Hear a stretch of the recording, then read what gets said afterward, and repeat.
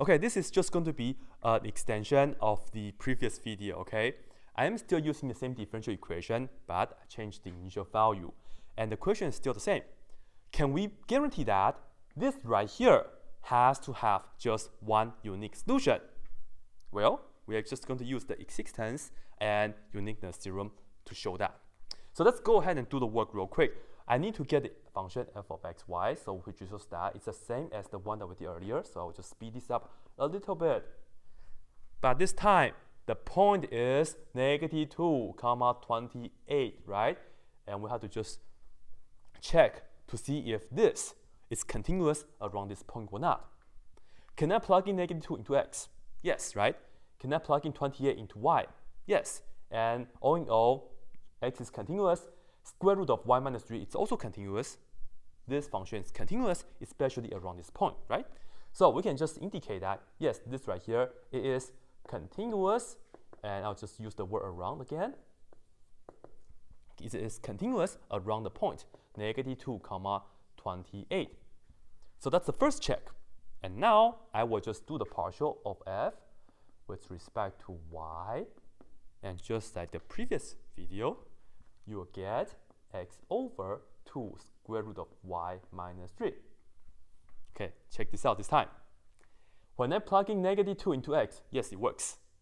When I plug in 28 into y, it works, right? Because square root of 28 minus 3, it's a nice number.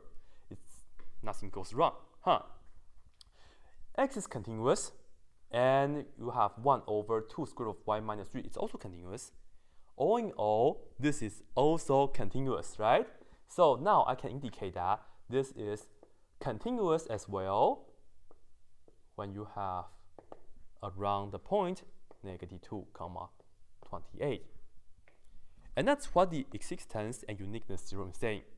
As long as you can indicate that this function here is continuous, and also the partial of the function with respect to y, it's also continuous around the given point.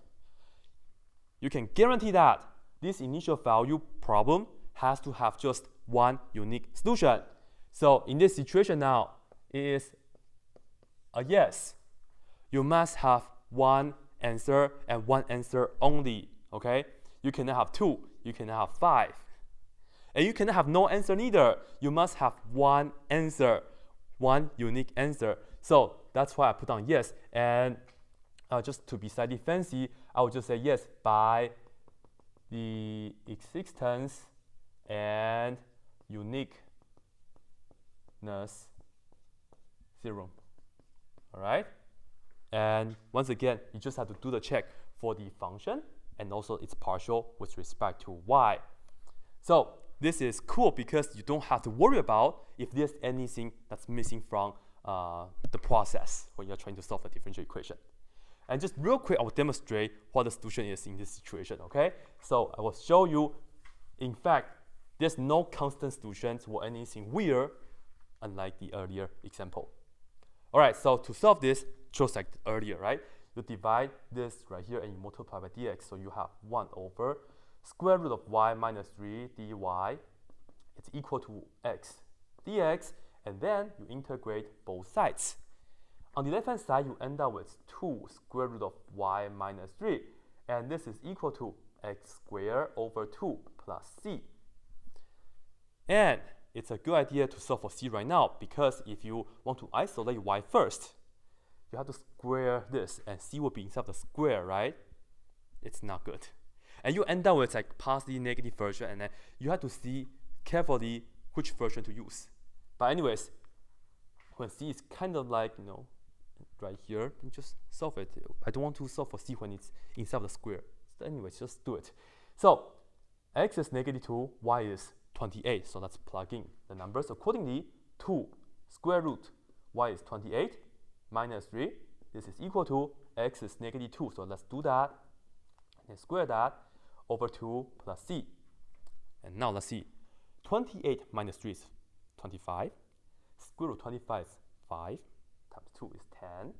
And this is equal to -2 squared is positive 4. And divided by 2, you have 2, right? And now this is plus c and subtract 2 on both sides. This time c is equal to positive 8. Just coincident. Earlier was negative 8, but purely coincident. Anyways, right here you can just plug in the c value. You have 2 square root of y minus 3, and that's equal to x squared over 2. C is positive 8, right? So put on plus 8, and just divide everything by 2. So you will get square root of y minus 3 equals to x squared over 4 plus 4. Divide by 2, 2, 2. You get this. And then square both sides. You get y minus 3 equals to parentheses x squared over 4 plus 4 squared. At the end, you add 3 to that, right? So you have y equals to x squared over 4 plus 4, and then you square that, and then you add a 3 after that. And I can tell you, yes, this is the solution, right? But I can also tell you, this is the only solution. Okay, this is the only solution, guaranteed, because you know this solution is unique by the existence and uniqueness theorem. So this is why this has to be the only solution to it. Well, can I still have a constant solution like what I said earlier? So I just put on this real quick. Notice that y as a function of x, if you have 28, this is not a solution in this situation. Don't always put on a number for the constant solution, okay? It doesn't work like that. Because you will see, if this is the constant solution, you will see dy dx, it will give you 0. Yes, I agree. But if you plug in these two ingredients into the original, you get what? dy dx is 0 equals to x is just x, square root y, you put down 28 now, right? And then minus 3. This is 0. This is 28 minus 3, which is square root of 25. Altogether, you get 5. This is 5x.